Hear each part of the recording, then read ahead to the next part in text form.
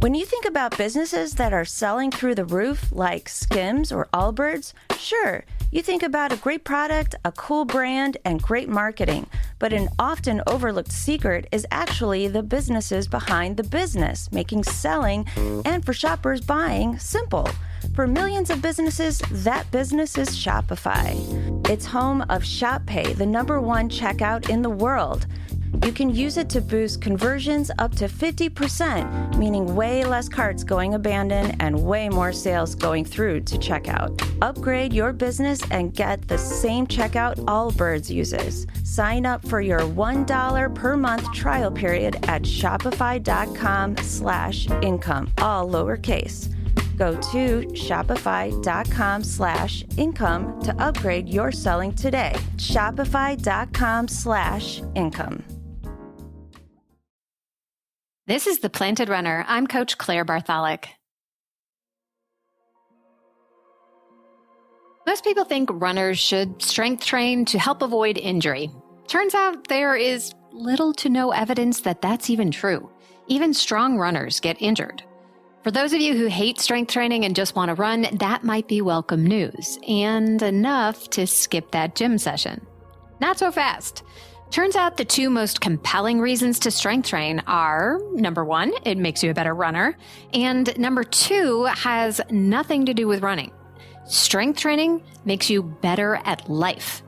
Muscle mass declines as we age if we do nothing about it, and muscle is not only important for how we move and how we look, but how our body functions and how long it lasts. Nearly as important as strength training itself, the timing of when you lift is very important, especially if you have big running goals. Time it wrong and strength training can actually hinder your running progress. But get it right and your strength program will be the perfect complement to what you're already doing in your running shoes. So, when is the best time for runners to lift? Let's find out. Welcome to The Planted Runner. I'm Coach Claire Bartholic, and my mission is to help you improve your running, your mindset, and your life with science-backed training and plant-based nutrition. Today, I'll reveal when to schedule strength training so it's most beneficial for you and your running. You'll learn why alternating running and strength training days is a bad idea, how to schedule strength if you run in the evenings, and how to make it all work when you have limited time. This episode is going to get pretty detailed, so you may want to even take notes, but even if you do, you might still have some questions about how to integrate all of this so it's personal to you. And if that's the case, you're a perfect candidate for the PR team.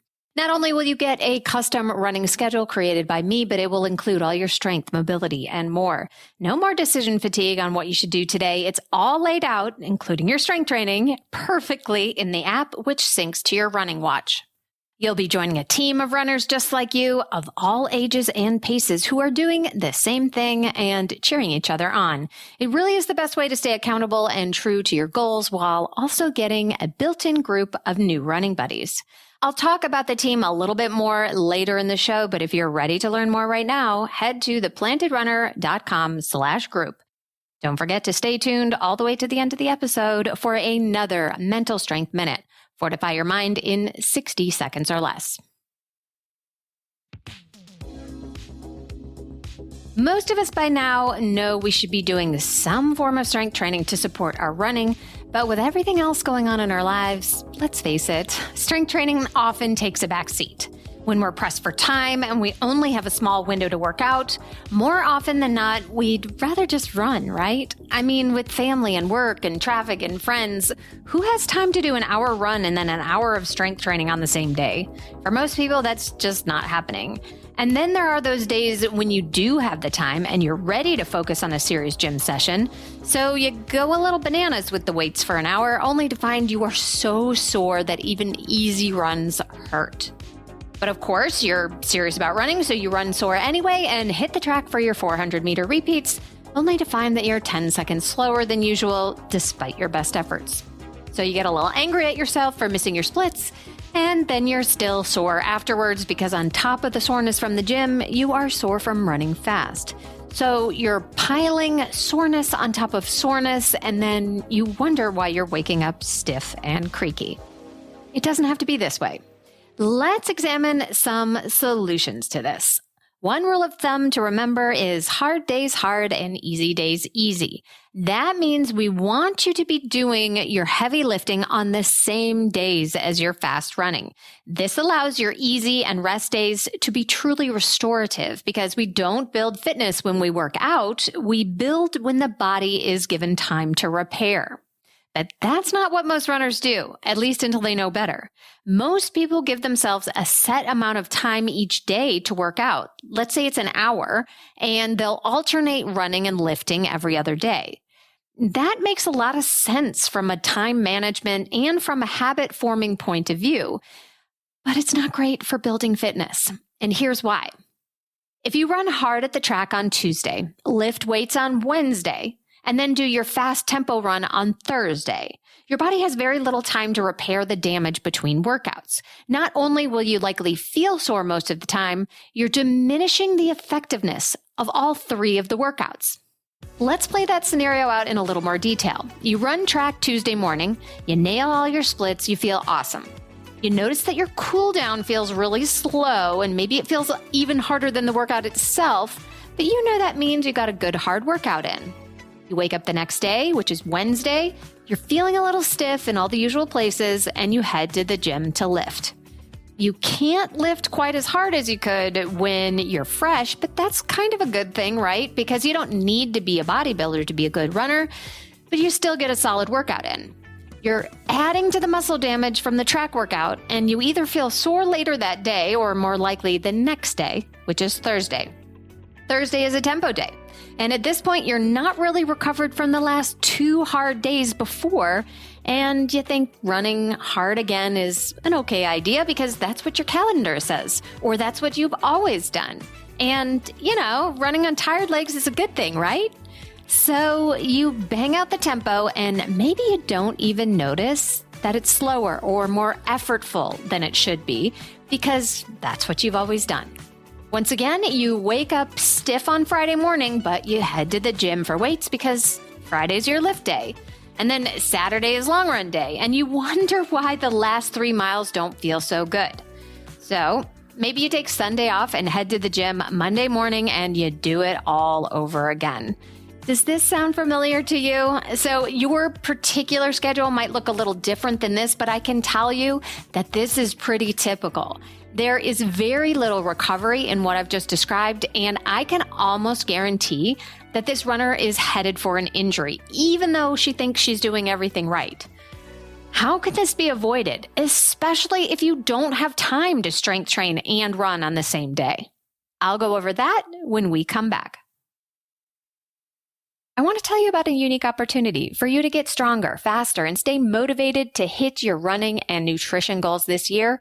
And that is to join the PR team. Each member of the team gets a custom training plan made by me for you based on your unique fitness goals and lifestyle.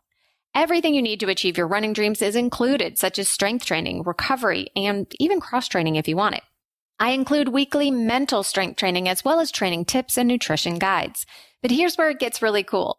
The group has its own page in the app where we share workouts, ask training questions, and get feedback from me and the other teammates. And each week, I create an exclusive private podcast just for the team based on the questions I get and what I see in their training each week. And I usually end up sharing behind the scenes and exclusive sneak peeks with the team that I don't share anywhere else. So instead of joining a Facebook group or sitting through another Zoom call, you get to listen to tailored advice on the run, and you don't have to do this all alone.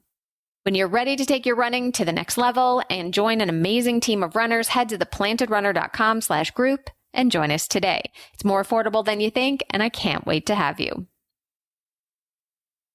The Planted Runner is sponsored by Liquid IV. Story time. When I first started running, I just went out and ran until I had to stop. Then I walked home. No fueling, no hydration, no plan at all. It actually kind of worked, but I was out there a long time until I finally figured out there's a better way to train. And it turns out there's a better way to hydrate than just water. Rehydrate with Liquid IV's Energy Multiplier. Sugar-free hydrating energy is scientifically formulated to support physical energy, hydration, focus, mood, and social stamina, so it's perfect when you need a little boost on the run. Just one stick and 16 ounces of water hydrates better than water alone. Powered by Live Hydroscience, an optimized ratio of electrolytes, essential vitamins, and clinically tested nutrients that turn ordinary water into extraordinary hydration. Rehydrate better with better hydration and energy from Liquid IV, zero sugar and zero crash. Tear, pour, live more. Go to liquidiv.com and get 20% off your first order with code PLANTED at checkout. That's 20% off your first order with code PLANTED at liquidiv.com. Welcome back to The Planted Runner. I'm Coach Claire Bartholic. The thing to remember is that you want your strength training to enhance your running, not take away from it.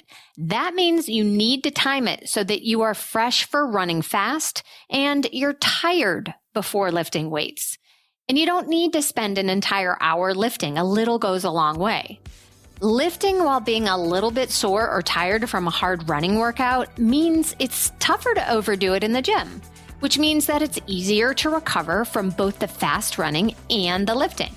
Scheduling an easy run after your strength training also helps that your run is truly easy because, again, you're a little tired from lifting, so running slower is easier to do.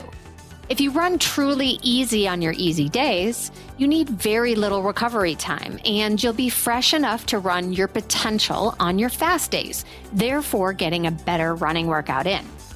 One option for busy runners who are in a time crunch is to chop 10 minutes off your daily runs and spend 10 minutes strength training every day. Over the course of a week, that's 70 minutes of strength training, which is awesome, but you're breaking it up into such small chunks that you really don't need much recovery.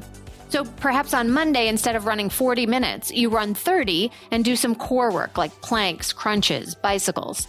On Tuesday, you cut off a couple of those 400s off, cool down a little bit, and then do some lunges, squats, calf raises. Wednesday could be upper body. You get the idea. This plan can be an effective way to get in all your strength training with very little negative consequences. But is this the way I schedule my athletes? Actually, no. I find that most busy runners do better with 15 to 20 minutes of strength work 3 or 4 days per week instead of 10 minutes every single day. It's easier to stack on the end of a running workout, and if you get the load right, you're not too sore to run fast a couple days later. One question that I get a lot is, what if you run your hard workouts in the evening? How can you keep your hard days hard, but also fresh to run fast? If you can't fit in a gym session in the evening after your Tuesday night track workout, for example, the next best time to lift weights would be Wednesday morning. Oh wait, didn't I just say that you shouldn't do that because you're having 2 hard days in a row? Yes, that is technically the case, but you're only having about 12 hours of recovery time between these sessions. You are still having a hard 24 hours, even though it's not the same calendar day. If you do have time for running Wednesday after your strength training, it should definitely be very easy later in the day, or you should rest the rest of the day. Some people, especially younger runners, will be recovered enough by Thursday night to run the tempo well, since that could be as much as 36 hours of recovery at that point. But many runners, especially those of us over 40, will not be truly recovered by Thursday and should run easy instead. Friday would be a better day to schedule that hard tempo, followed by weights either the same day or Saturday morning if you ran hard Friday evening, which means the rest of Saturday should be easy or rest to recover from Friday, and Sunday would be your long run day. That brings us back to Monday, which should be easy or rest, getting you ready to do it all over again Tuesday. The important thing to remember is that was just one example, and no one's perfect, and that's all okay. Unless you are a professional runner, or if you can afford to do nothing but work out at the perfect times all the time, sometimes you just have to be flexible and do what you can when you can. But as long as you follow the general rhythm of hard days, followed by enough easy days and rest to properly recover, you will maximize all of your workouts, spend less time feeling sore, and spend more time running fast and strong. And now it's time for this week's Mental Strength Minute. Fortify your mind in 60 seconds or less. Today's topic is shake out your hands. If you've ever watched sprinters on the starting line, most of them are literally doing a shakeout. They often shake their hands vigorously for a few seconds as if they are trying to shake out their nerves. Turns out that's exactly what they're doing. Forcefully shaking out your hands is like a distraction technique for your nervous system. It gives your brain an activity to focus on instead of the race ahead and seems to release a little bit of the nervous energy. It's a physical distractive sensation, kind of like rubbing your shin after you bumped it into the coffee table. And it actually works.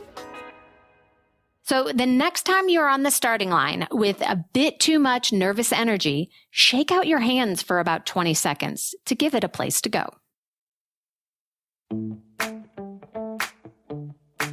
Thank you for listening to The Planted Runner, part of the Evergreen Podcast Network. Don't forget that you can enter to win a free custom training plan for your next race and get featured on the show. Just write an Apple Podcast review and enter at theplantedrunner.com/PRLab. Of course, reviews are the #1 way to boost this show's reach, and it's a great way to tell me what you'd like to hear next because I read every single one.